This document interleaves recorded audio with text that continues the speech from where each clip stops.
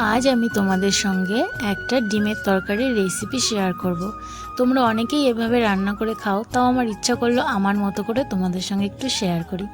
প্রথমেই তো দেখলাম ছোট ছোট করে ওখানে আমি আলুগুলো কেটে নিয়েছি। আমার না তরকারিতে বড় বড় আলু দিতে না ভালো লাগে না, একটু ছোট দিতেই ভালো লাগে, সেটা মাংসই হোক আর ডিম।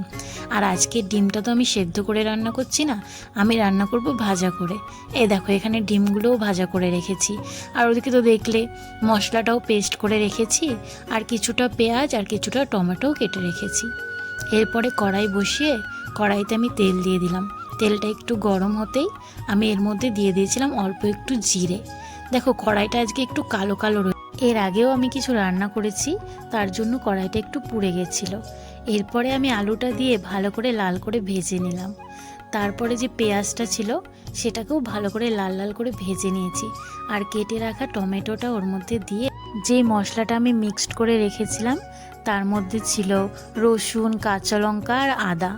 এই দেখো আমি কিন্তু শুকনো লঙ্কা খাই না, আমার পছন্দও না। আর আমি সবসময় কাঁচা লঙ্কা দিয়ে খেতে বেশি পছন্দ করি, তার জন্য না আমার তরকারির কালারটা ভালো আসে না। ঠিক আছে তেমন না, তবে স্বাদের কিন্তু কম হয় না। এরপরে দেখো আলুটা দিয়ে ভালো করে কষিয়ে তারপরে দিয়ে দিলাম এখানে পরিমাণ মতো জল। তো চলো তরকারিটা ফুটতে থাকুক, আমি ততক্ষণে দেখাই আজকে আর কি কি রান্না করেছি।